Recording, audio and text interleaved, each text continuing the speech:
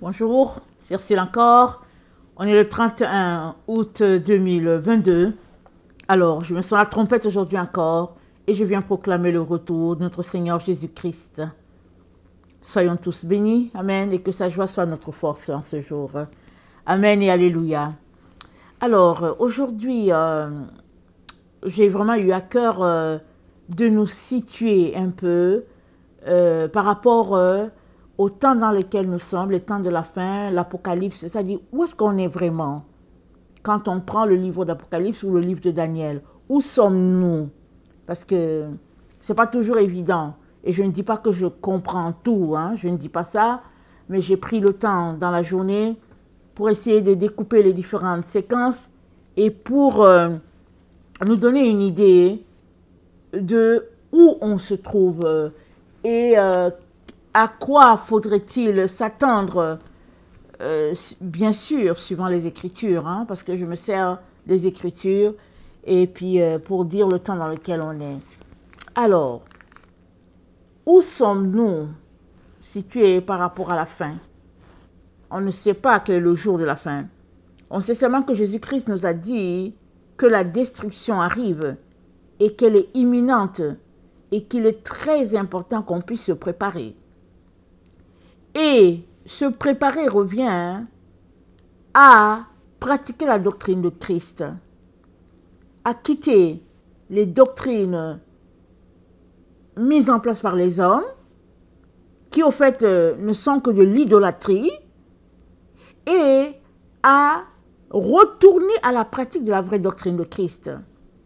Et la pratique de la doctrine de Christ se trouve dans Jérémie 6, le verset 16, ça dit « Retournez à l'ancien sentier ». C'est Dieu qui parle, il dit « Ainsi parle l'Éternel, retournez à l'ancien sentier ». Et vous avez dit que vous ne voulez pas. Alors il parle. Et la doctrine de Christ, donc, elle est en fonction de l'ancien sentier. Ce sentier-là, sur lequel a marché Enoch, Abraham, les prophètes, Élie, Jérémie, Ésaïe, vraiment, ils ont marché sur l'ancien sentier. Alors, on n'a pas tout de l'ancien sentier, mais Dieu merci de ce que le Seigneur ouvre nos yeux ces temps-ci pour nous parler de l'ancien sentier. Alors, si vous avez évolué en tant que chrétien, vous allez reconnaître que les chrétiens, on nous a donné une éducation comme quoi on ne doit pas parler aux anges, qu'on ne doit pas avoir des relations avec les anges.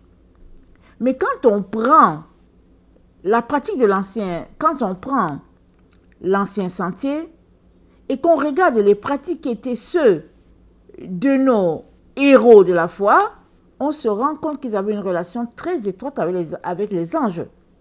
Voilà pourquoi les anges les visitaient. Voilà pourquoi les anges leur parlaient.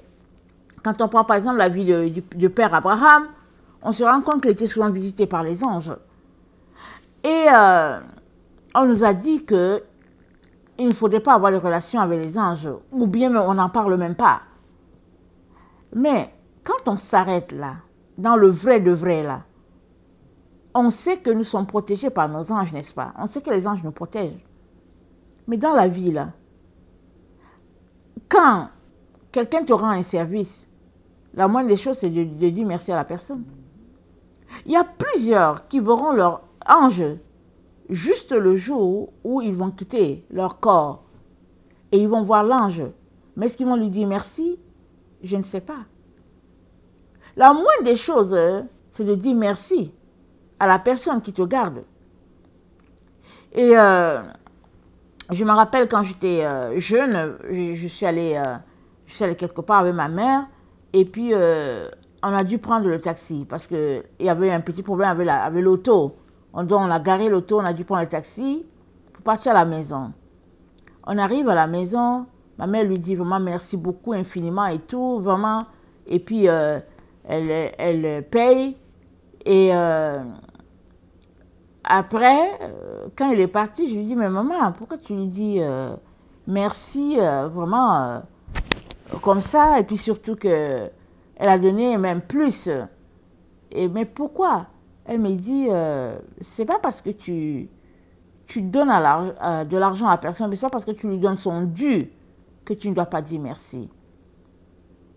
Elle m'a dit, il n'y a rien qui vaut le merci. Ça dit, merci là, ça c'est la chose la plus extraordinaire. Elle vaut tout. Au-delà de l'argent, de tout, merci. C'est une marque de reconnaissance extraordinaire. C'est une gratitude vraiment exceptionnelle. Le père s'attend à ce que ses enfants soient reconnaissants, toujours en train de dire merci. Alors, donc quand on s'arrête, on se rend compte qu'à quelque part, on a été induit dans l'erreur. C'est-à-dire qu'on a été égaré carrément. C'est-à-dire, la Bible, elle contient les écrits du Père. Elle contient les écrits de notre Seigneur Jésus-Christ et des apôtres et tout. Mais, est-ce que dans la Bible, quand tu la lis, tu vois la doctrine paraître? On ne voit pas la doctrine de Christ paraître. On ne la voit pas du tout.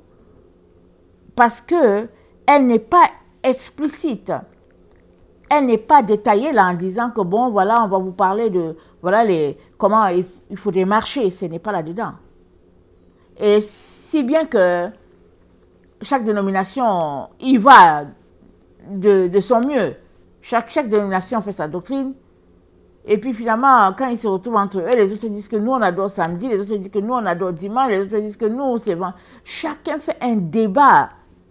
Mais au fait, si on prend tout simplement la parole de Dieu telle qu'elle est, ou bien si on retourne juste à l'ancien sentier, alors on sera tout simplement connecté avec tous les autres qui nous ont précédés, peu importe l'époque, peu importe la génération, on sera unis par les lois du Père. Parce que notre Dieu, le Créateur, il est la loi. Il est la loi, notre Dieu. Alors, quand la Bible parle de quelqu'un qui a marché devant Dieu, la Bible va dire il a observé la loi de l'Éternel. Quand on parle l'exemple de quelqu'un comme Job, alors, Job s'est dit que Job venait tout devant l'Éternel, faisait des sacrifices pour ses enfants, pour dire, peut-être que mes enfants t'ont offensé.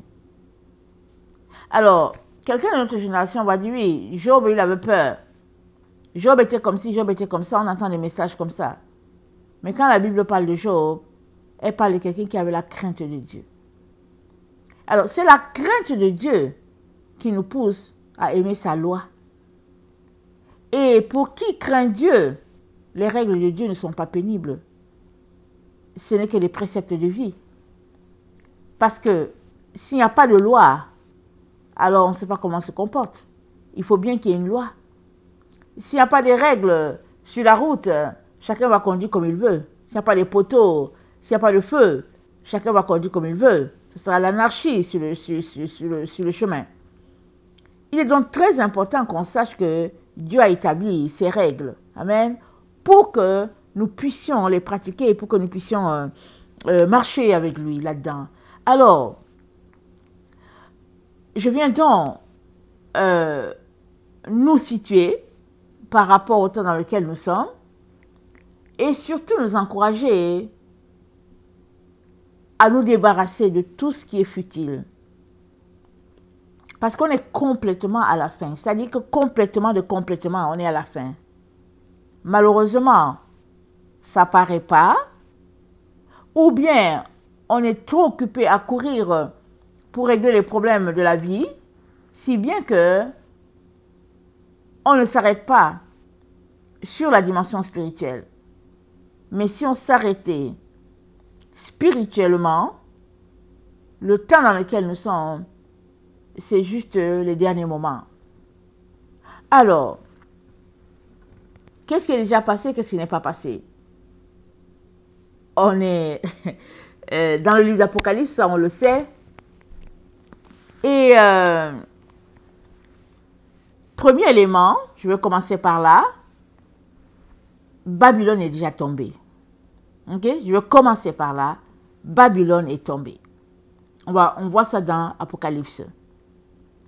Alors, je laisse de côté les lettres, les 7 lettres. Les 7 lettres, elles sont écrites pour toi et moi.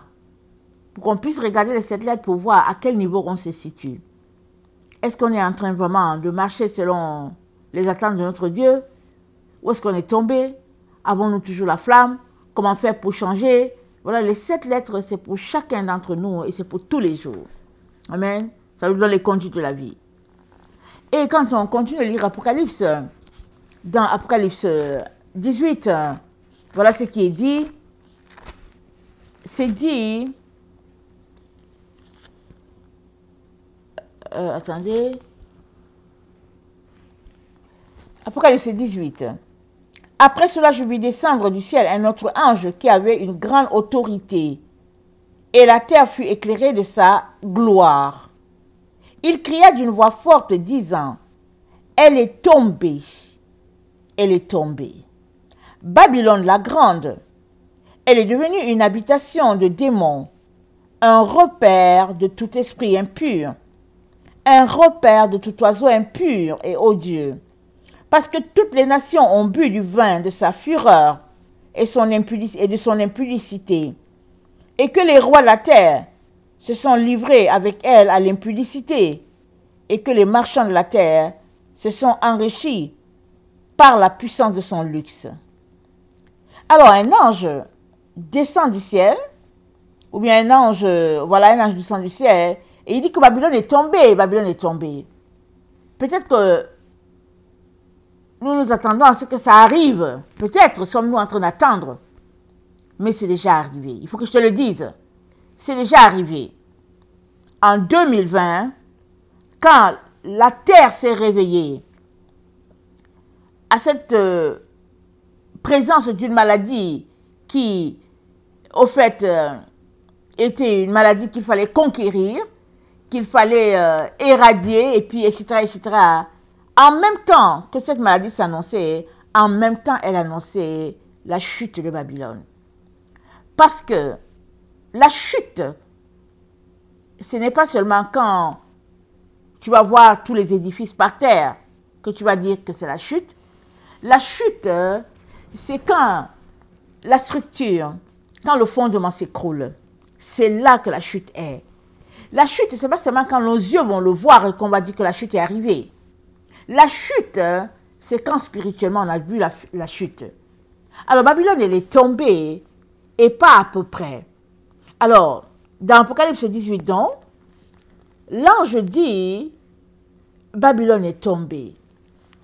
Et c'est dit, au verset 4, et j'entendis du ciel une autre voix qui disait, sortez du milieu d'elle, mon peuple, afin que vous ne participiez point à ses péchés, et que vous n'ayez point de part à ses fléaux. Car ses péchés se sont accumulés jusqu'au ciel, et Dieu s'est souvenu de ses iniquités. Payez-la comme elle a payé. Rendez-lui au double selon ses œuvres. Dans la coupe où elle a versé, versez-lui au double. Autant elle est glorifiée, autant elle s'est glorifiée et plongée dans le luxe, autant donnez-lui de tourments et de deuil, parce qu'elle dit en son cœur, je suis assise en reine, je ne suis point veuve, et je ne verrai point le deuil. À cause de cela, en un même jour, ces fléaux arriveront, la mort, le deuil et la famine, et elle sera consumée par le feu, car il est puissant le Seigneur Dieu qui l'a jugé. À cause de cela, en un même jour, les fléaux arriveront, la mort, le deuil, la famine. Tout ça, on a vu, on voit ces choses-là à tous les jours. Le taux des personnes qui meurent, en tout cas tout ce qui arrive autour de nous, peu importe le pays où on se trouve, c'est les conséquences de la chute de Babylone. Et ça continue en nous disant qu'elle sera consumée par le feu. Ça, c'est à venir. Mais elle est déjà tombée. Babylone est tombée. N'attends pas de voir quand les grandes puissances vont disparaître pour dire que, ok, bon, voilà, là je vois. Non. Babylone est tombée. L'évidence est que en 2020, avec tout ce qui s'est passé, voilà la preuve, l'une des preuves qui est là, que Babylone est tombée. Alors, comment marches-tu? Parce qu'il y a des gens, ils marchent comme Thomas. Ils disent, tant que je n'ai pas vu de mes yeux, je ne veux pas croire. Mais, tout dépend de comment tu vois les choses. Comme vous vous rappelez, j'ai fait une vidéo sur le dragon, le serpent ancien. Alors le dragon, je me rappelle que c'était 1404. Et 1404 dans la concordance grecque, tu vas voir ça, tu vas lire et c'est écrit voir. Tu te dis, mais où est le lien entre voir et le serpent? Il n'y a pas de lien, apparemment. On peut pas, il n'y a pas de lien. L'un, c'est le serpent, et puis l'autre, c'est dit que le dragon, c'est voir. Alors, en continuant de lire, le Seigneur m'a donné de réaliser que, au fait, c'est celui qui voit le dragon qui sait qu'il y a un dragon. Si tu n'as pas vu le dragon, la vie sera cool pour toi. Tu vas continuer de vivre comme tu vis, à l'aise, sans réaliser que le serpent est là. Mais celui qui a vu le serpent, il fait très attention. Il ne marche pas comme n'importe qui. Alors, dans la concordance grecque, ils expliquent le mot dragon par voir. Alors, Jésus-Christ a dit quoi?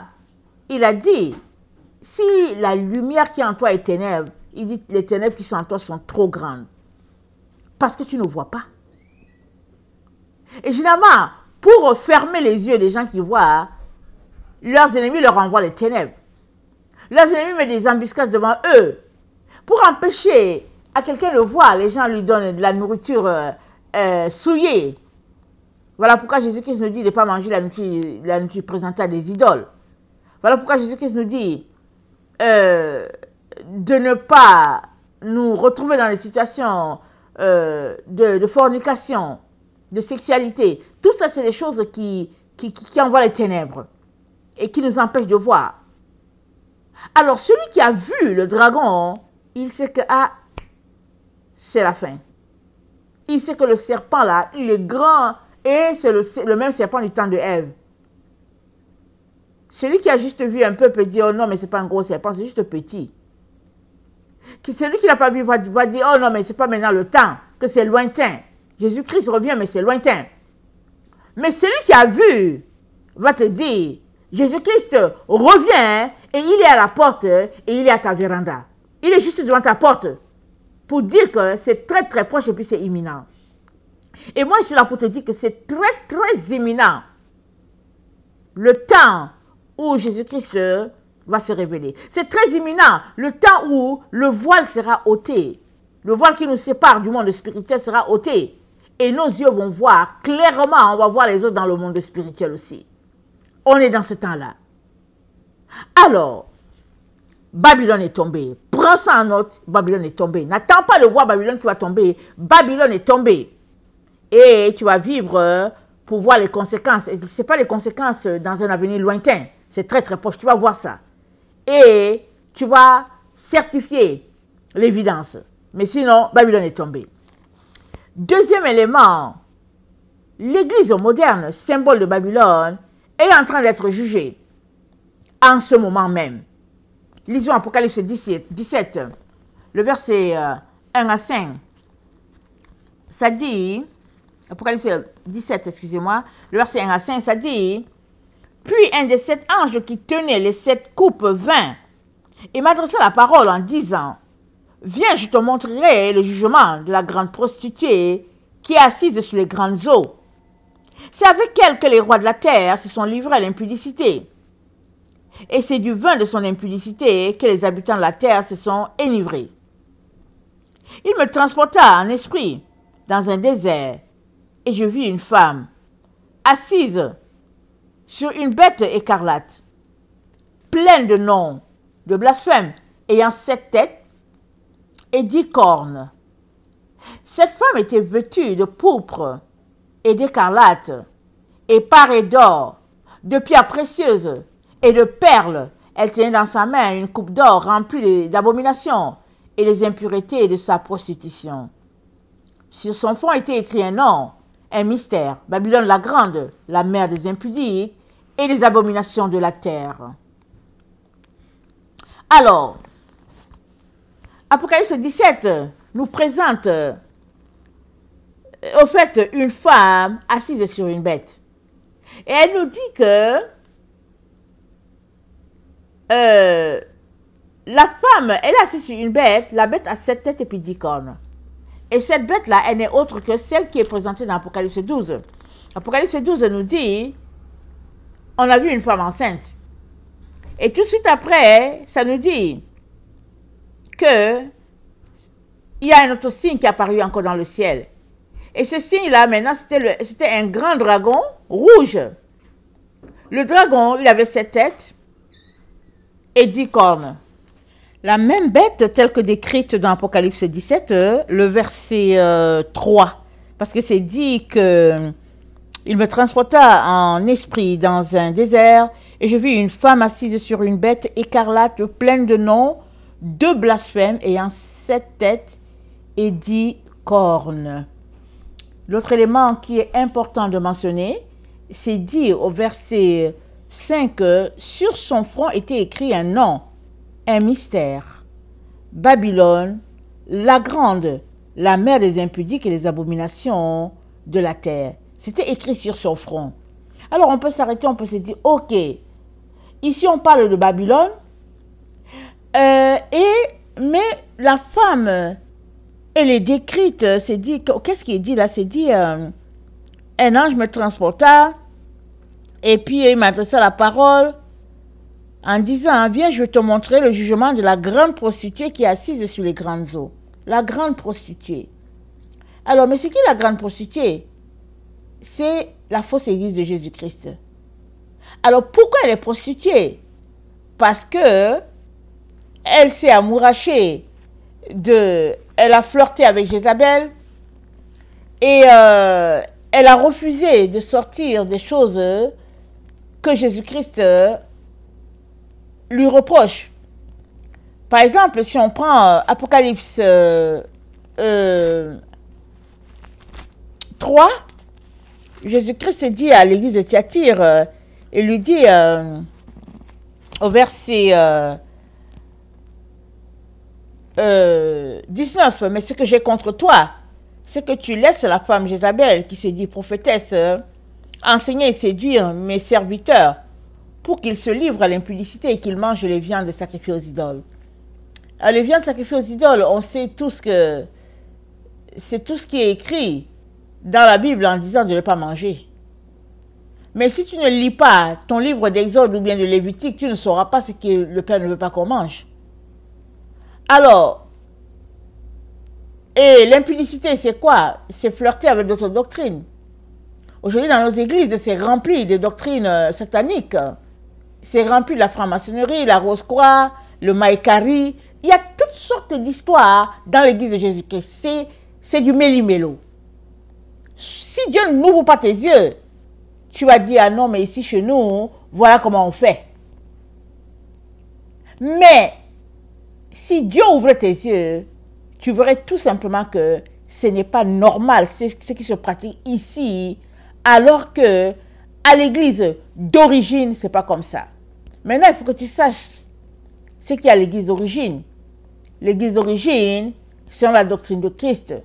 C'est parti de là. C'est les apôtres qui l'ont instauré. Les apôtres l'ont instauré pourquoi?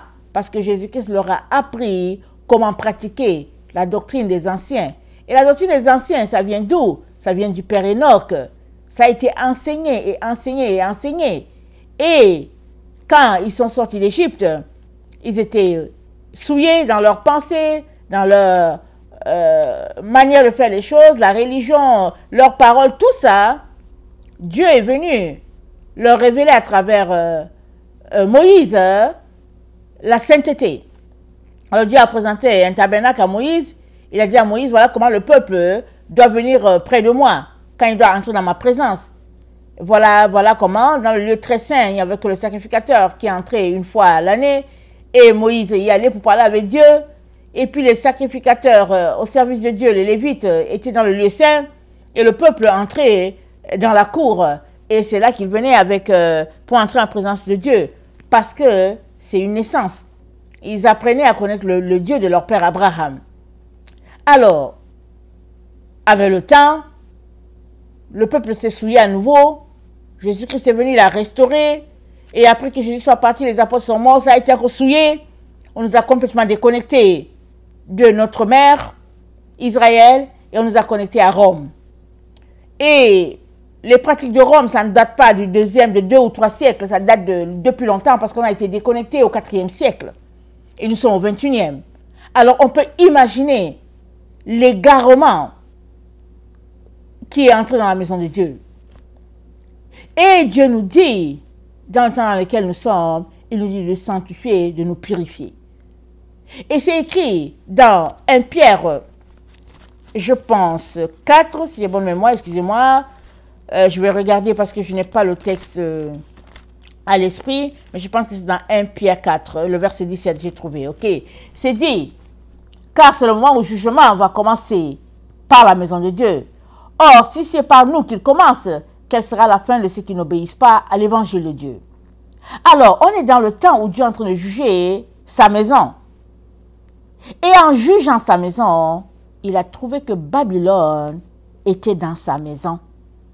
Voilà pourquoi il dit que on a vu une prostituée. On a vu une femme. Il dit elle était prostituée. Et sur son front, c'était écrit Babylone la grande. Alors, Jean a vu quelque chose qui l'a vraiment surpris. Il a été surpris de 2 manières. La première raison pour laquelle il a été surpris, la première raison pour laquelle il a été surpris, c'est le fait que la femme avait sur son front écrit Babylone la grande, la mère des impudiques et des abominations, des abominations de la terre. Pourtant, cette femme, elle est supposée être la femme de Jésus. Deuxième élément, elle était ivre du sang des saints. Il était ivre du sang des saints, voilà. Et du sang des témoins de Jésus. Et Jean était étonné. Parce que eux, dans leur temps là, en tout cas, ils suivaient le maître. Il était tout simplement étonné. Il a été transporté dans notre temps à nous. Et il voit une femme qui est assise sur une bête. Et cette bête-là, c'est elle qui est l'entité qui dirige le peuple de Dieu, qui dirige la terre. Et cette bête-là n'est autre que le dragon, lequel est le serpent ancien. Il a commencé serpent, il s'est créé toute une entreprise, il est devenu gigantesque. Finalement, il a 10 têtes, autorité qui le conduit, qui le gère. Et en plus, il y a 7 têtes, 7 personnes. Amen. Et ce serpent s'est dit que c'est l'ancien... Non, ce dragon s'est dit que c'est l'ancien serpent. Et la femme, elle est assise sur cette bête-là. Alors, il est important de dire que ici, Jean parle des entités démoniaques qui dirigent l'Église. Alors, parce que quand il parle d'une bête, ce n'est pas une bête que tu vas voir en train de marcher en disant c'est une girafe. Non. C'est une bête spirituelle qui a été formée par la désobéissance des enfants de Dieu. C'est-à-dire, c'est une bête qui est rattachée à tout ce qui est démoniaque. Et Jean l'a décrit d'un côté avec 10 têtes, de l'autre avec 7 têtes, et puis la femme qui est supposée être l'église de Jésus-Christ est assise dessus. Au lieu d'être assise sur Christ, le fondement de Christ, elle est assise sur un faux fondement, et le fondement, c'est le dragon. Voilà pourquoi la femme est assise dessus. Et nous avons donc ce deuxième élément-là. Le premier élément, c'était que Babylone est tombée. Il ne faut pas qu'on attende qu'elle soit tombée, elle est tombée. Nos yeux vont juste voir les conséquences. C'est-à-dire quand un verre tombe, tu vois le verre tomber, et le temps que tu le réalises, dépendamment de la distance, ça vole en éclats. Petit morceau, en petit morceau. Mais, c'est pas quand le verre a atteint le sol qu'il est tombé. il était tombé déjà quelques secondes plus tôt. Si tu n'as pas réussi à le rattraper, ben, il est déjà tombé. Et tu entendras le bruit et tu verras les conséquences, les verres qui sont cassés en morceaux. Alors, Babylone est tombée. Premier élément, le temps dans lequel nous sommes. Deuxième élément, l'église moderne l'église de Jésus-Christ porte le symbole de Babylone. Voilà pourquoi c'est écrit sur son front. Babylone la grande. C'est brandi comme un trophée. Et ça, c'est la surprise de Jean, l'apôtre Jean. Et puis, et Dieu nous dit dans Apocalypse 18 de sortir de ce type d'église-là. Vous voyez comment il est bon? Il est en train de juger son église et il nous dit de sortir. C'est-à-dire, il est patient quand même. Il pouvait frapper tout le monde pour dire, écoutez, vous êtes tous des adultères. Mais il dit, attends, il nous présente d'abord la situation. Il dit, voyez, l'église, elle n'est pas assise sur le fondement de Christ. Elle est assise sur le dragon, le fondement du dragon. Il dit, mais sortez. Sortez de là le plus rapidement. Parce que je suis en train de la juger. Et je ne veux pas que vous récoltiez, que vous ayez les mêmes conséquences qu'elle. Alors, Jésus-Christ est en train de juger tout endroit qui le concerne et où sera trouvée Babylone.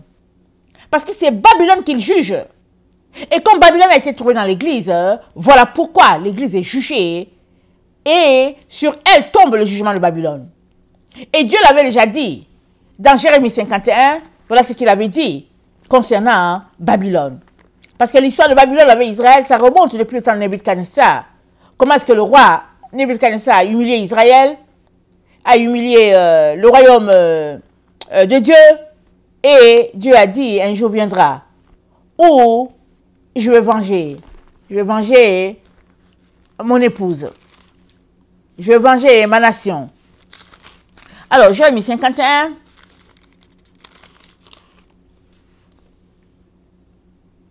attendez.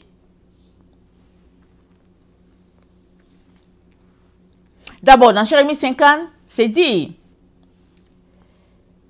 Jérémie 50, le verset 19, Dieu parle, il dit, je ramènerai Israël dans sa demeure. Il y aura ses pâturages du Carmel et du bassin. Et son âme se rassasiera sur la montagne d'Éphraïm et dans Galade. En ces jours, en ce temps-là, dit l'Éternel, on cherchera l'iniquité d'Israël et il n'existera plus. Le péché de Juda, il ne sera plus, car je pardonnerai au reste que j'aurai laissé. Alors, Dieu nous dit de sortir de Babylone parce qu'il va pardonner. Mais il faut qu'on sorte. Si on ne sort pas de là, c'est que Babylone va subir, nous aussi on subira le même sort. Et dans Jérémie 51, le Seigneur nous dit, au verset 5, « Car Israël et Juda ne sont point abandonnés de leur Dieu, de l'Éternel des armées, et le pays des Chaldéens est rempli de crimes contre le Saint d'Israël. » Voilà, ça c'est l'une des raisons pour laquelle Dieu punit Babylone. Et Babylone a été trouvée dans la maison de Dieu, dans l'église de Jésus. Voilà pourquoi l'église de Jésus-Christ, elle est jugée et elle a les conséquences de Babylone. Elle a les conséquences que Babylone a. Et puis, il dit, fuyez de Babylone et que chacun sauve sa vie, de peur que vous ne périssiez dans ses ruines. Car c'est un temps de vengeance pour l'Éternel. Il va lui rendre selon ses œuvres. Vous voyez? C'était déjà établi depuis les temps anciens, depuis le temps de Jérémie. Et c'est maintenant que la vengeance de l'Éternel est en train de s'exercer. Voilà pourquoi il nous dit de sortir de Babylone. Alors que Babylone est tombée, alors qu'elle n'est pas encore brisée en morceaux sur le sol, il continue de nous dire, fuyez, fuyez, fuyez. Il est donc très important que tu aies l'oreille et que tu obéisses. Mais si tu es de ceux-là qui pensent que non, c'est encore lointain, hein, tu seras pris à ton propre piège. Parce que le temps où tu vas vouloir fuir, il sera trop tard. Parce qu'on est complètement à la fin. Et notre Dieu nous dit, il nous raconte comment il a aimé Babylone. Et nous savons tous ce qui s'est passé avec notre Dieu et puis le roi Nebuchadnezzar. Comment il était orgueilleux. Dieu l'a puni pendant une semaine. Et je dis pendant une semaine, pendant 7 ans. Et après, Dieu l'a réhabilité. Amen. Alors, verset 7 de Jérémie 51, notre Dieu dit ceci. Babylone était dans la main de l'Éternel une coupe d'or qui enivrait toute la terre. Les nations ont bu de son vin. C'est pourquoi les nations ont été comme en délire. Soudain, Babylone tombe, elle est brisée. Gémissez sur elle. Prenez du baume pour sa plaie. Peut-être guérira-t-elle. Et voilà ce que Dieu dit, le verset 9. Nous avons voulu guérir Babylone, mais elle n'a pas guéri. Abandonnons-la et allons chacun dans son pays. Car son châtiment atteint jusqu'aux cieux et s'élève jusqu'aux nues. L'Éternel manifeste sa justice. L'Éternel manifeste la justice de notre cause. Venez et racontons dans Sion l'œuvre de l'Éternel notre Dieu. Donc Dieu nous dit de fuir, de retourner dans nos pays. Et puis notre pays par excellence c'est Sion. Il dit de retourner là-bas. Alors, il est très important que tu sortes de Babylone. D'abord, tu dois sortir par tes pensées. Et en plus de cela, si tu fais partie des gens qui doivent prendre tes bagages, va-t'en tout simplement. Alors, moi, j'avais déjà pris mes bagages en 2019. Non, 2018. J'avais déjà pris mes bagages. Parce que le Seigneur m'avait montré qu'il y avait quelque chose qui arriverait. Il m'a dit, tu ne reconnaîtrais pas ton pays, le Canada. Tu ne vas même pas reconnaître ce pays-là. Va-t'en. Alors, moi, j'ai dit, ok, je retourne chez moi en Afrique. Anyway, je suis venu... J'ai pas fait grand chose, alors je retourne tranquille parce que en tout cas c'est la paix là-bas. En tout cas, du moins, c'est mieux. Et le Seigneur m'a dit, non, tu ne fais pas partie des gens qui doivent partir, qui doivent fuir comme ça. Tu dois sortir de Babylone par tes pensées. Mais je te veux ici. Parce que il faut que tu réveilles les gens. Il faut que tu dises aux gens de sortir de Babylone. Alors, parmi les gens à qui tu as dit de sortir de Babylone, certains vont sortir de Babylone par leurs pensées. Et ils seront à Babylone. La destruction va venir les trouver. Ils vont se retrouver dans le nouveau monde. Mais il y en a qui vont partir parce qu'ils entendront ma voix. Je vais leur dire, il faut quitter. Il faut rentrer à la terre, à ta patrie. Et ils vont partir. Alors, si je suis là en train de dire de sortir de Babylone, de se préparer, c'est parce que c'est ce qui m'a été dit. Alors, j'ai dit, ok, Seigneur, on va faire le travail. Alors, tu es là et tu sais que tu fais partie des gens qui seront en poste jusqu'à la dernière minute. Mais tu dois être là. C'est pour la gloire de Dieu. Amen. Alors, on a donc énuméré 2 choses dans lesquelles nous sommes. On a énuméré le fait que Babylone est tombée, que l'église de Jésus-Christ est en train de juger, d'être jugée, pardon. Et c'est pour cela que Babylone est jugée dans l'église, parce que l'église marche selon Babylone au lieu de marcher selon Sion. Alors,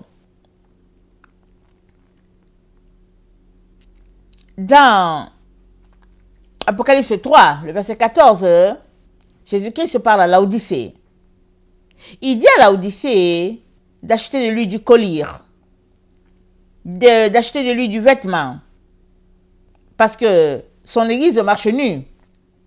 Il dit d'acheter de lui ce qu'on appelle richesse. Parce que l'enfant de Dieu aujourd'hui n'a besoin de rien. Il trouve qu'il est bien.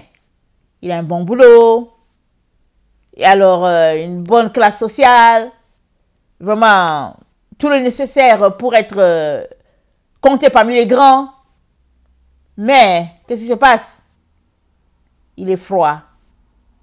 Ni chaud ni froid. Pas froid, il est tiède. Ni chaud ni froid. Et Dieu dit à son enfant de sortir de là. Et puis, de retourner à l'origine. Parce que Jésus-Christ s'est présenté comment? Il dit le principe de la création de Dieu. Il dit, je suis l'Amen, le principe de la création de Dieu. C'est-à-dire que pour connaître Jésus-Christ, tu as besoin d'aller à l'origine.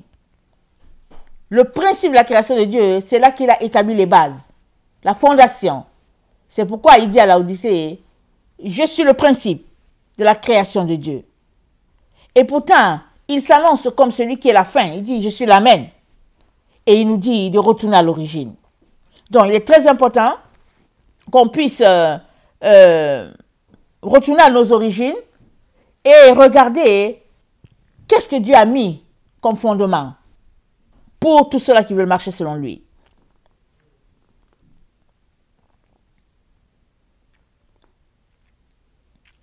L'autre élément qui est mentionné avec l'Église de Jésus-Christ, c'est que son Église, parlant de la femme, est ivre du sang des saints.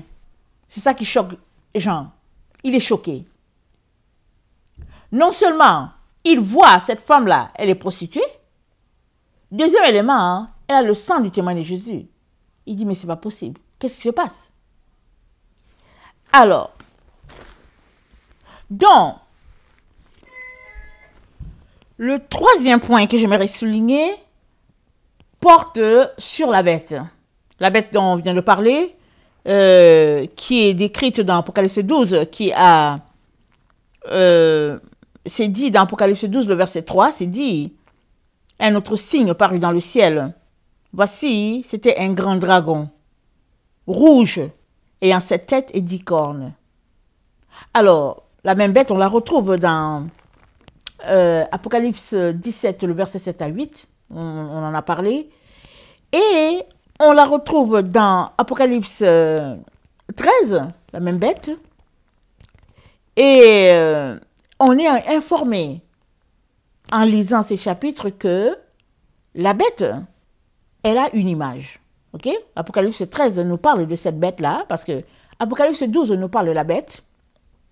Elle a 7 têtes. Et puis, 10 cornes, voilà. Elle a 7 têtes et puis 10 cornes. Et les 10 cornes, c'est encore des têtes qui portent des couronnes. On est informé de cela. Voilà un peu l'image de la bête. Mais quand on va plus loin en lisant Apocalypse 13, on se rend compte que la bête, elle a une image. Elle a son sosie, si on peut le dire ainsi. Et mieux encore, on est informé dans Apocalypse 17 que la bête, elle n'est plus. On est informé qu'elle n'est plus. Pourtant, on sait qu'elle est là, mais comment est-ce que la bête peut être là et puis ne pas être là? Qu'est-ce qui se passe? Allons-y regarder. Dans Apocalypse 12, le verset 3 dit, « Un autre signe parut encore dans le ciel, et voici c'était un grand dragon, rouge ayant 7 têtes et 10 cornes, et sur ses têtes, 7 diadèmes. » Dans Apocalypse 13, on dit, « Puis je vis monter de la mer une bête qui avait 10 cornes et 7 têtes, et sur ses cornes 10 diadèmes, et sur ses têtes le nom de blasphème. » Alors, la bête que je vis était semblable à un léopard, ses pieds étaient comme ceux d'un ours, sa gueule comme la gueule d'un lion. Le dragon lui donna sa puissance et son trône, et une grande autorité. Et je vis l'une de ses têtes comme blessée à mort, mais sa blessure mortelle fut guérie, et toute la terre était dans l'admiration derrière la bête. Et ils adorèrent le dragon, parce qu'il avait donné l'autorité à la bête. Ils adoraient la bête en disant, qui est semblable à la bête, et qui peut combattre contre elle. Il lui fut donné une bouche qui proférait des paroles arrogantes et des blasphèmes, et il lui fut donné le pouvoir d'agir pendant 42 mois. Et dans Apocalypse 17, toujours parlant de la bête, c'est dit d'elle, ces gens qui parlent d'elle, il dit d'abord au verset 3, il dit, « Il me transporta en esprit dans un désert, et je vis une femme assise sur une bête écarlate pleine de noms de blasphème, ayant 7 têtes et 10 cornes. Cette femme était vêtue de pourpre écarlate, et puis elle est pleine de ses abominations, de ses impuretés. Mais la bête, c'est toujours la même. Elle a 7 têtes, elle a 10 cornes. Et cette bête-là, qui est présentée dans Apocalypse 13 en parlant de lion, d'ours et tout ça, lion, ours, aigle, etc. Je pense qu'il y a l'aigle, léopard, voilà. lion, ours et léopard, c'est la même bête, la quatrième dont Daniel a parlé. Alors Daniel 7 nous dit, on ne va pas lire les autres bêtes, parce que les trois premières, la première, elle était comme un lion, et elle avait les ailes d'aigle. La deuxième était comme un ours, et puis la troisième était... attends, je ne sais pas, la troisième était comme qui, je ne sais plus. Attendez, il faut que je regarde rapidement. Le second animal était comme un ours. Et puis voici, il y avait un autre semblable à un léopard. Voilà, le troisième animal était comme un léopard. Et Daniel voit un quatrième animal. Et c'est ce quatrième animal-là qui regroupe les trois autres. Parce que c'est ça qu'on lit dans Apocalypse 13. Apocalypse 13 nous présente l'animal en nous disant que l'animal, attendez, Apocalypse 13, ça nous dit que il était, le verset 2, la bête était semblable à un léopard, les pieds étaient comme ceux d'un ours, sa gueule était comme la gueule d'un lion, et le dragon lui donna sa puissance, son trône et sa grande autorité. Le texte est en train de nous dire que, depuis les temps de ces nations-là, les bêtes qui s'élevaient, c'était toujours sous le contrôle du diable. Parce que le dragon ici, c'est le diable. Alors, depuis le temps de Nebuchadnezzar, ces bêtes se sont élevées. Elles se sont élevées, elles se sont élevées, elles se sont élevées. Maintenant, la quatrième bête, elle est terrible. Elle regroupe les trois premières. Et sous elle, Daniel voit des yeux. Et une bouche qui parle avec arrogance. Et voilà ce qu'il dit. Daniel 7, le verset 8, il dit, je considérais les cornes. Et voici une autre petite corne sortie du milieu d'elle. Et trois des premières furent arrachées devant cette corne. Et voici, elle avait les yeux comme les yeux d'homme. Elle avait les yeux comme les yeux d'homme, excusez. Et une bouche qui parlait avec arrogance. Le verset 9, on est dans Daniel 7. Je regardais pendant que l'on plaçait les trônes. Et l'ancien des jours s'assit. Son vêtement était blanc comme la neige. Et les cheveux de sa tête étaient comme de la laine pure. Son trône était comme des flammes de feu. Et les roues comme un feu ardent. Un fleuve de feu coulait et sortait devant lui. 1000 milliers le servaient. Et 10 millions se tenaient en sa présence. Les juges s'assirent. Et les livres furent ouverts. Je regardais alors à cause des paroles arrogantes que prononçait la corne.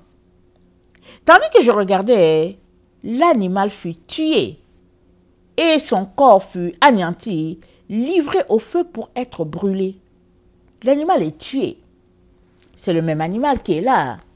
Dans Apocalypse 17, on lit que... Attendez, on lit que...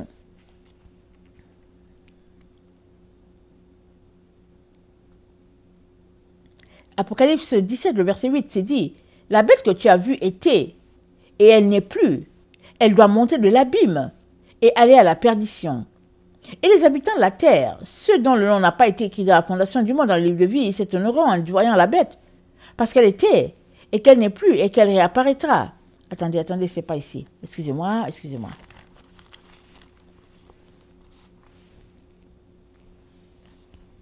Ok, c'est dans Apocalypse 18, je pense.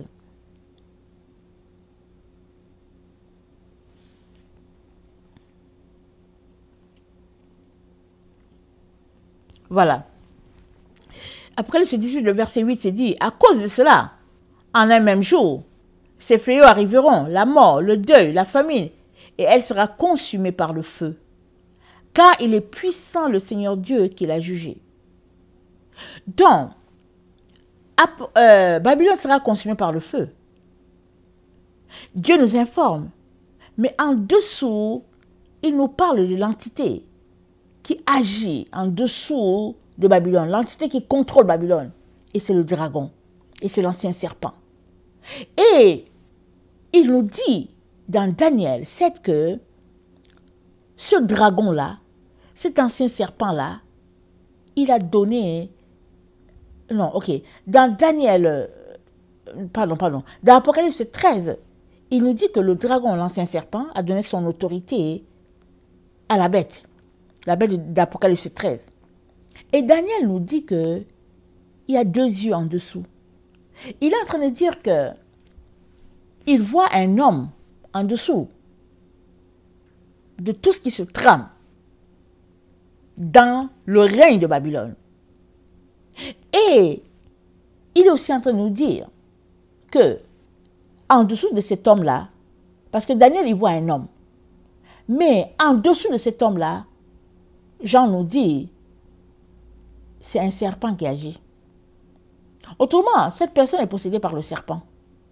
Et c'est le serpent qui donne à cette personne-là, cette petite corne-là, d'agir, d'aller dans ce sens-là ou bien dans l'autre. Ce n'est pas l'Esprit de Dieu qui contrôle la personne. C'est le diable qui contrôle la personne. C'est comme ça qu'on doit comprendre.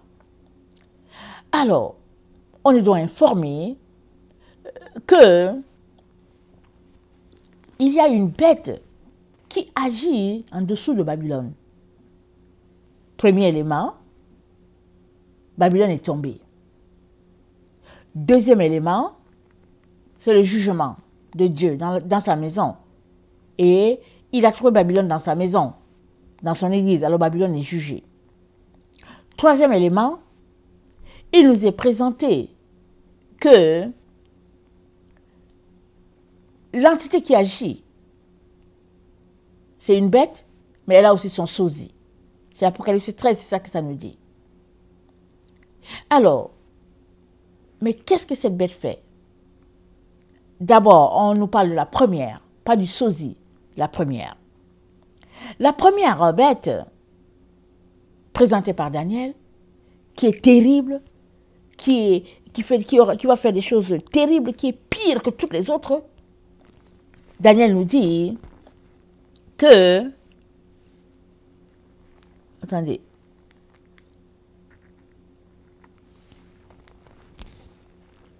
au verset 20 de Daniel 7, il dit, « Et sur les 10 cornes qu'il avait à la tête, et sur l'autre qui était sortie de devant laquelle 3 étaient tombés, sur cette corne qui avait des yeux, une bouche parlant avec arrogance et une plus grande apparence que les autres, je vis cette corne faire la guerre aux saints et l'emporter sur eux.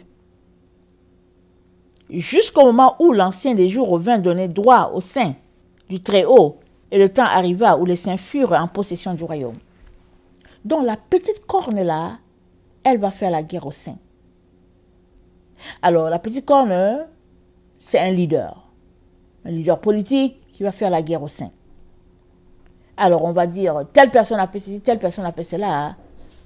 Or, il nous est présenté que la bête, elle s'est dédoublée, si on peut le dire ainsi. Elle s'est créée un sosie. Ok? Donc, à l'heure où nous sommes informés que la bête d'origine n'est plus, et ce qui existe, c'est son sosie, son image. On regarde tout ça. Alors, dans Apocalypse 17, le verset 7 et 8. On va lire Apocalypse 17, le verset 7 et 8. Je vous donne les différents éléments pour situer l'endroit où le temps dans lequel nous sommes, pour que vous puissiez réaliser combien c'est très avancé.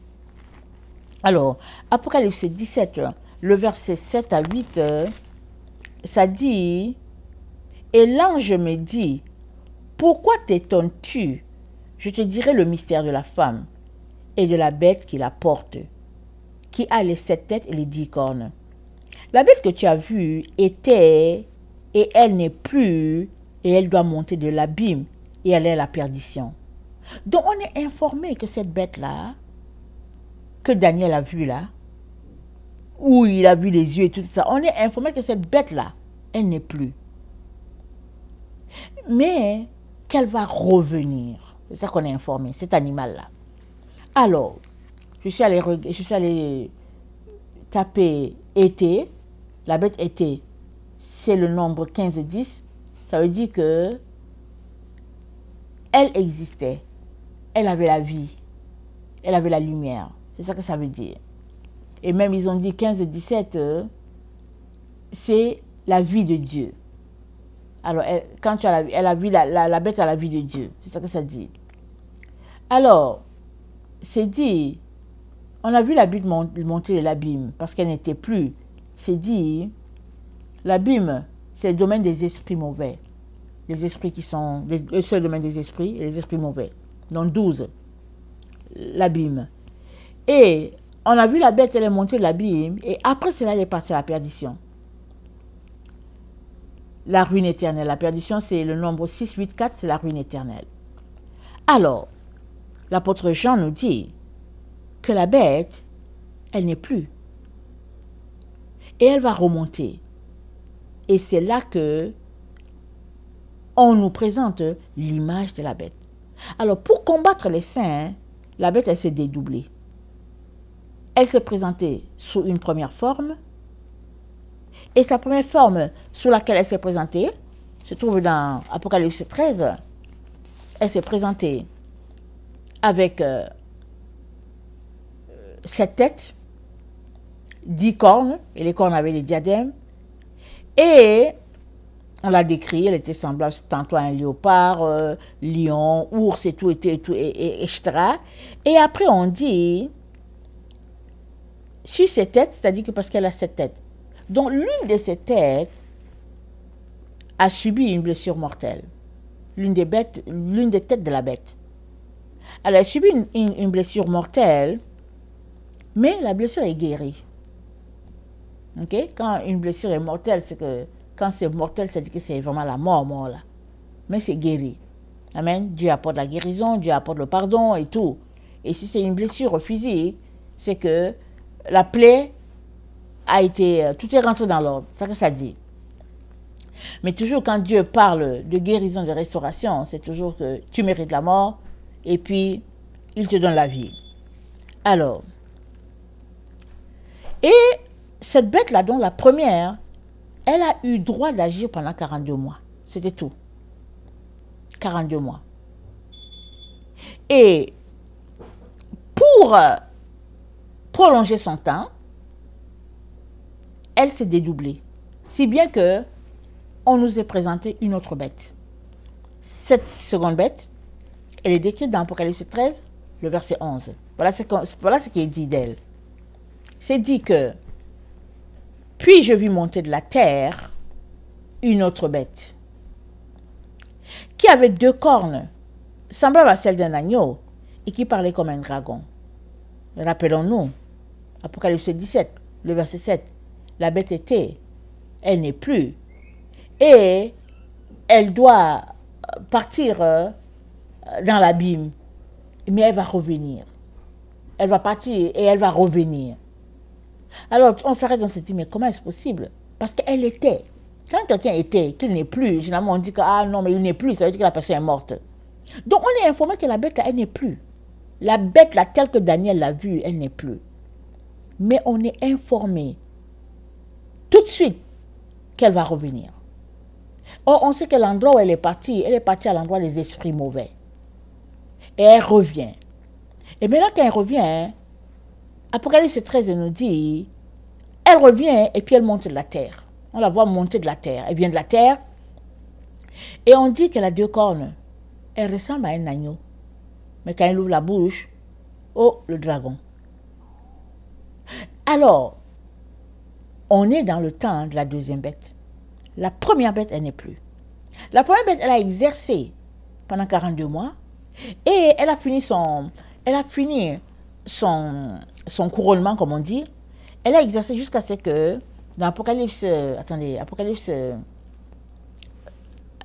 je vais lire, ok, Apocalypse 13, je vais lire ce que la première bête faisait. On dit, je vis monter de la mer une bête qui avait 10 cornes, 7 têtes, sur ses cornes 10 diadèmes, sur ses têtes les noms de blasphème. La bête que je vis était semblable à un léopard, ses pieds comme un ours, et sa gueule comme une gueule de lion. Le dragon lui donna sa puissance, son trône et une grande autorité. Le diable lui donne cette autorité-là. Je vis l'une de ses têtes comme blessée à mort, mais sa blessure mortelle fut guérie, et toute la terre était en admiration derrière la bête. Et ils adorèrent le dragon, parce qu'il avait donné l'autorité à la bête, et ils adoraient la bête en disant qui est semblable à la bête et qui peut combattre contre elle. Il lui fut donné une bouche qui proférait des paroles arrogantes et des blasphèmes. Il lui fut donné de pouvoir agir pendant 42 mois. Elle ouvrit la bouche pour proférer des blasphèmes contre Dieu, pour blasphémer son nom, son tabernacle et ceux qui habitent dans le ciel. Et il lui fut donné de faire la guerre aux saints et de les vaincre. Il lui fut donné autorité sur toute tribu, tout peuple, toute langue, en tout cas, et toute nation. Cette bête-là, elle avait l'autorité sur toute la terre. Et il s'est dit quoi? Et tous les habitants de la terre l'adoreront, ce dont le nom n'a pas été écrit dès la fondation du monde dans le livre de vie de l'agneau. On saute, verset 16. Et elle fit que tous, petits et grands, riches et pauvres, libres et esclaves, reçussent une marque sur leurs mains, droite et sur leur front, et que personne ne put acheter ni vendre sans avoir la marque, le nom de la bête et le nombre de son nom. Et qu'est-ce que les gens avaient comme marque? Ils avaient ça sur leur front et sur leurs mains. C'est la marque qui appartient à Babylone. Nous savons que nous, notre marque avec Jésus, c'est le Tav, le signe de la croix, et nous savons que Babylone aussi, elle a son signe, son symbole. Alors, et cette première bête, elle a agi jusque-là. L'autorité lui a été donnée et tout lui a été soumis. Et nous savons en 2020 ce qui est arrivé. Il n'y a pas un endroit de la terre où on ne parlait pas du Covid. Ce n'était pas possible. Il y avait une maladie, il fallait que tout le monde aille se faire vacciner. Et puis, tout le monde, c'est-à-dire que c'était tout le monde qui devait aller. Et Dieu a limité son temps, 42 mois. Et pour prolonger son temps, on l'a vu revenir. Et là, elle est revenue. On est informé que elle exerçait toute l'autorité de la première bête. Apocalypse 13, le verset 12. En sa présence. Et elle faisait que la terre et ses habitants adoraient la première bête dont la blessure mortelle avait été guérie. Donc, dans le fond, la deuxième bête, elle est revenue, mais elle est juste le sosie de l'autre. Elle est comme le jumeau de l'autre, si on peut le comprendre comme ça. Et elle opère des grands prodiges, même jusqu'à faire descendre du feu du ciel sur la terre, sur les hommes. Et elle séduisait, son travail c'est de séduire les habitants de la terre. Et elle opérait des miracles en présence des habitants de la terre. Alors, on va voir tout ça. Puisqu'elle est là sur la terre, la bête est là, on dit qu'on est dans le temps de la bête. Mais elle a une particularité, cette seconde bête-là, c'est que elle a été ranimée. Rappelons-nous, elle sort de l'abîme. Quand tu sors de l'abîme, quand tu viens du domaine des esprits, tu n'as pas de vie, tu n'es pas vivant. Mais elle a été animée. Et elle a été animée comment? Par les pouvoirs mystiques. Parce que c'est ça qui est dit dans 2 Thessaloniciens 2. Dans 2 Thessaloniciens 2, Paul dit que le mystère de l'iniquité agit. Et que le mystère de l'iniquité agit, c'est si séduisant, c'est ça que Paul dit, que les habitants sont sous le pouvoir de cette bête-là. Et c'est dit que, le verset 9, l'apparition de cet impie se fera par la puissance de Satan, avec toutes sortes de miracles, de signes et de prodiges mensongers. Donc Satan agit à outrance ici. Et ça, c'est pas quelque chose de surprenant pour nous autres, n'est-ce pas? Parce que quand on voit sur Internet, en tout cas, on voit tous les pasteurs sorciers qui sont là-bas, qui font leurs fameux miracles. Les gens cliquent, les gens les regardent et tout. Mais pendant que tu cliques pour les regarder, tu reçois des démons chez toi. Ça, il faut que je te le dise. Les démons, ils n'ont pas de problème à traverser les écrans et tout, ils n'ont pas de problème. C'est nous, les humains, qui ne pouvons pas aller dans un autre espace. Les démons, par les écrans, tu peux les recevoir. Donc, il est très important de laisser ces choses-là très loin de toi. Alors, la seconde bête, donc, elle, dans Apocalypse 13, le verset 15, c'est dit, elle fit que tous ceux qui n'adoraient pas l'image de la bête fussent tués. C'est ça qui va se passer dans les jours qui viennent. Tous ceux qui n'adoraient pas l'image de la bête fussent tués, seront tués. Et s'accomplira ce qui est dit dans Apocalypse 6, le verset 9, c'est dit, quand il ouvrit le 5e sceau, je vis sous l'autel les âmes de ceux qui avaient été immolés à cause de la parole de Dieu et à cause du témoignage qu'ils avaient rendu. Ils crièrent d'une voix forte en disant, jusque quand, Maître Saint, Et véritable tarde-tu à juger et à tirer vengeance de notre sang sur les habitants de la terre. Une robe blanche fut donnée à chacun d'eux. Il lui fut dit de se tenir en repos quelque temps encore, jusqu'à ce que fût complet le nombre de leurs compagnons de service et de leurs frères qui devaient être mis à mort comme eux. Alors, tous ceux qui n'adoreront pas l'image de la bête, ils seront mis à mort. Mais la seconde bête, elle est déjà en place. Mais quand est-ce que il sera demandé aux gens d'adorer l'image de la bête? On ne sait pas exactement quel jour, mais ça va arriver. Au temps de Nebuchadnezzar, une statue a été élevée et tout le monde devait se courber pour adorer la statue. Shadrach, Meshach et Abednego, ils ont dit niet, on ne va pas faire. On les a jetés dans la fournaise de feu. Dans notre temps, on comprend que la statue à adorer, c'est l'image de la bête. Et l'image de la bête, ce sera une personne, ce n'est pas un animal, ce n'est pas un jouet, c'est une personne. Et vraisemblablement, je dis vraisemblablement, ça sera actif quand un premier groupe ne sera plus là. Parce que c'est dit dans Apocalypse 11 que il y a eu un tremblement. C'est ça qui est dit, attends, on va lire. C'est dit, après les 3 jours, Apocalypse 11, verset 11, après les 3 jours et demi, un esprit de vie venant de Dieu entra en eux, c'est-à-dire entra dans les témoins de la fin, et ils se tinrent sur leurs pieds, et une grande crainte s'empara de ceux qui les voyaient.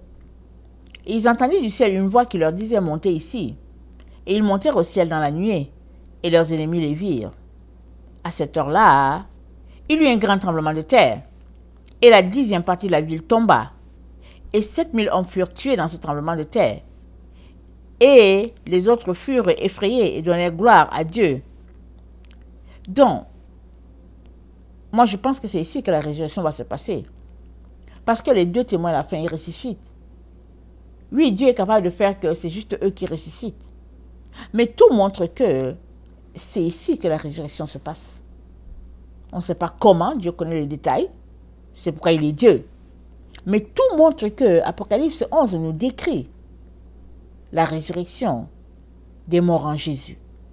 Parce que tout de suite après, au verset 14, c'est dit, le second malheur est passé. Voici le 3e malheur vient bientôt. Oh, il y a juste 3 malheurs. Le malheur annoncé par les 3 anges. Vous allez regarder Apocalypse 9. Attendez.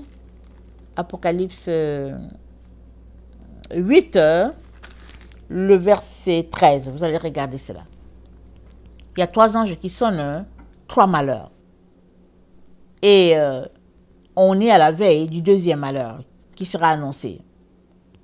On va bientôt savoir ce qu'il y en est du 2e malheur. Parce que le premier malheur, c'était le Covid. Donc, le 2e malheur sera annoncé bientôt.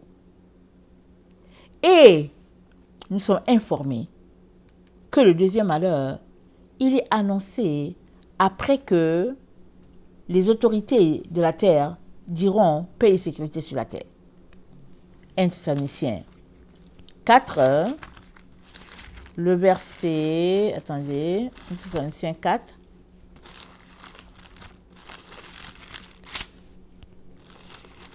Attends, c'est 4 ou 5? C'est 1 Thessaloniciens 5. C'est dit, pour ce qui concerne les temps et les moments, vous n'avez pas besoin qu'on vous en écrive. Car vous savez bien vous-même que le jour du Seigneur viendra comme un voleur dans la nuit. Quand les hommes diront paix et sécurité, alors une ruine soudaine les surprendra, comme les douleurs de l'enfantement surprennent la femme.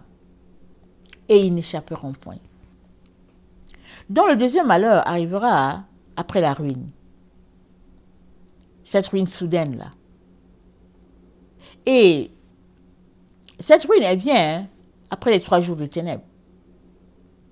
Alors, on comprend qu'il y a un groupe qui échappera à la ruine, à la destruction. Mais un autre groupe verra la destruction, malheureusement. Voilà l'une des raisons pour lesquelles Dieu dit, il est très important qu'on puisse pratiquer la doctrine de Christ. C'est ça qu'il m'a dit Ursule. Tu vas, tu leur dis la même chose à tout moment, tout le temps. Tu leur dis de pratiquer la doctrine de Christ, la vraie doctrine. Comme ça, si la destruction arrive et qu'ils meurent, ils vont ressusciter. Mais si la destruction arrive, qu'ils ne sont pas en train de pratiquer la doctrine de Christ, alors ils seront considérés comme idolâtres et ils ne ressusciteront pas.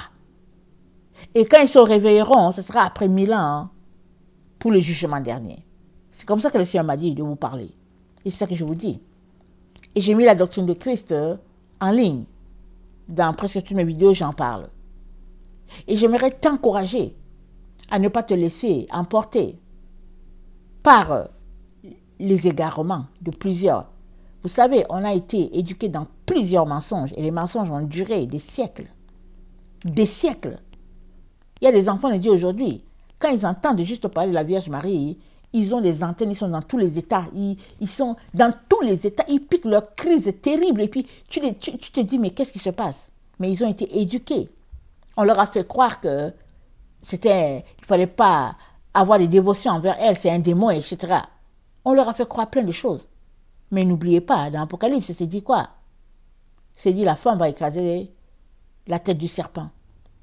C'est dit. Alors, normal que cette femme-là, qui est en combat avec le serpent, qui est en combat contre le serpent depuis la Genèse, normal que le serpent ait eu à faire des destructions terribles au niveau de sa réputation. Mais il faut que tu saches ceci.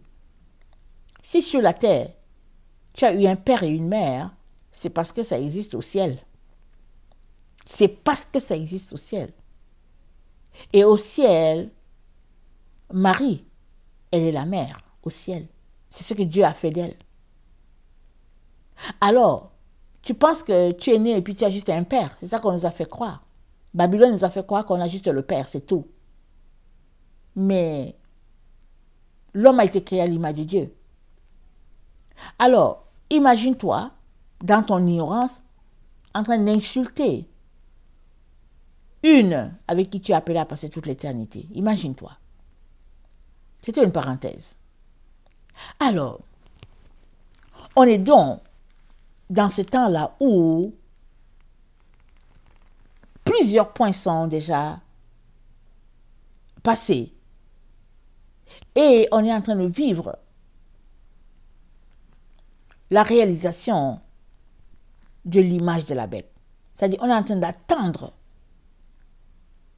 comment l'image de la bête va aussi se déployer. Et elle va faire des siennes. Parce qu'on est informé que elle est comme un agneau, mais elle va tuer tous ceux qui ne vont pas l'adorer. Alors, voilà pourquoi Jean, dans Apocalypse 17, il était étonné. Parce que cette bête-là était ivre du sang des saints.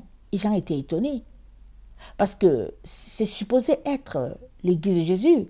Il ne comprend pas. Vous savez, il ne comprend pas. Et n'oublions pas, il l'a vu au 1er siècle. Alors, et l'ange lui dit au verset 7 d'Apocalypse 17, « Pourquoi t'étonnes-tu? Je te dirai le mystère de la femme et de la bête qui la porte, qui a les 7 têtes et les 10 cornes. La bête que tu as vue était, et elle n'est plus, elle doit monter de l'abîme et aller à la perdition. Et les habitants de la terre, ceux dont le nom n'a pas été écrit dès la fondation du monde dans le livre de vie, s'étonneront en voyant la bête, parce qu'elle était et qu'elle n'est plus, elle réapparaîtra. » C'est les habitants, c'est ceux dont le nom n'est pas inscrit qui seront étonnés de voir la bête. Parce qu'ils savent que la bête est morte, ils seront étonnés. Mais pas ceux dont le nom est écrit. Eux, ils ne sont pas étonnés. Pourquoi? Ils ont la lumière, ils ont le discernement, ils comprennent. C'est les autres qui vont dire, ah, mais qu'est-ce qui se passe? Et n'oublions pas, quand la Bible parle de bête, oui, d'un côté, elle mentionne des yeux, la bouche. De l'autre côté, quand elle parle de bête, elle parle de l'entité qui dirige la société, qui dirige la personne. Et la bête n'est autre que le serpent, l'ancien serpent, qui agit sous différentes formes afin de détruire le maximum de personnes possibles. Voilà pourquoi il a quitté d'être appelé, il n'est plus appelé serpent, mais il est appelé dragon. Il agit à une échelle beaucoup plus grande. Alors, excusez-moi. La deuxième bête, dont elle est l'image de la première, dont elle fait les mêmes choses que la première bête a fait, elle maltraite les enfants de Dieu, etc., etc. Et puis elle agit pour le compte du diable.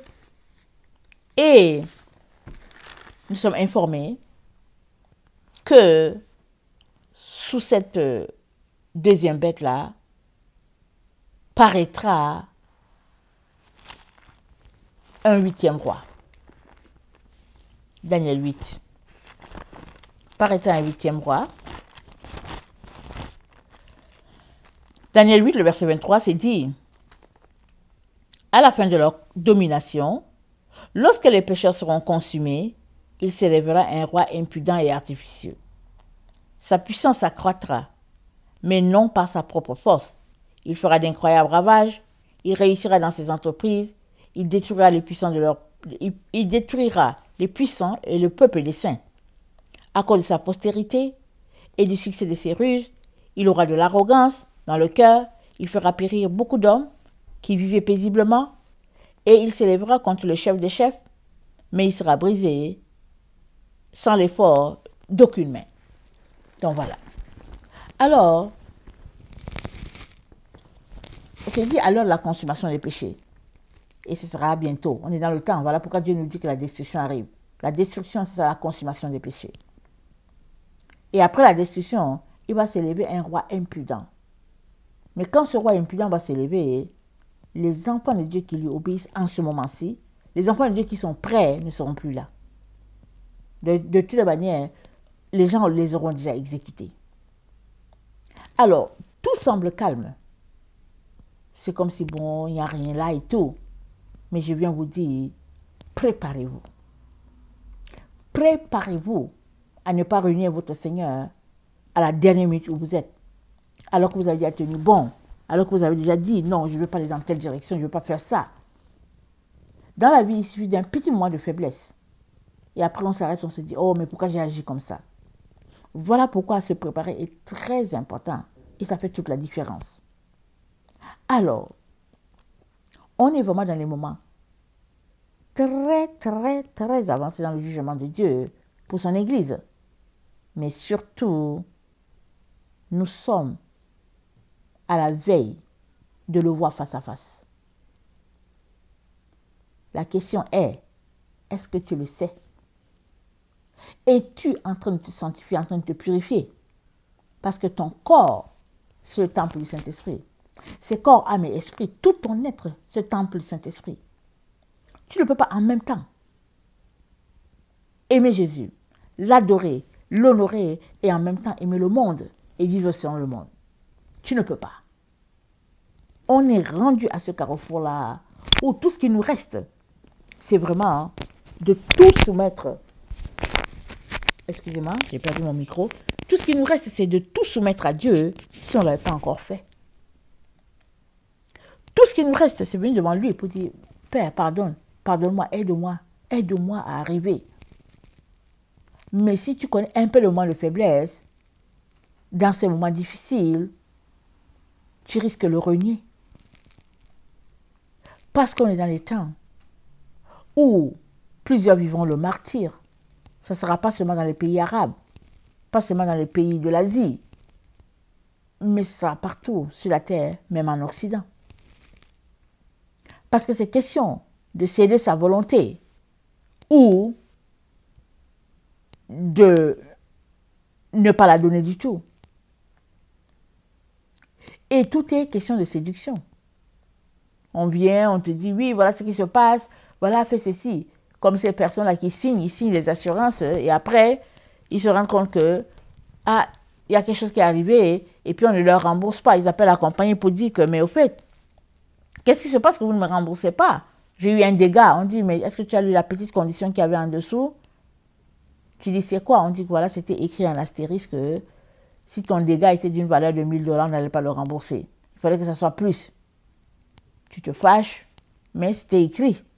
C'est toi qui n'as pas bien vu. Alors, mes frères et sœurs, on est à la fin. Complètement.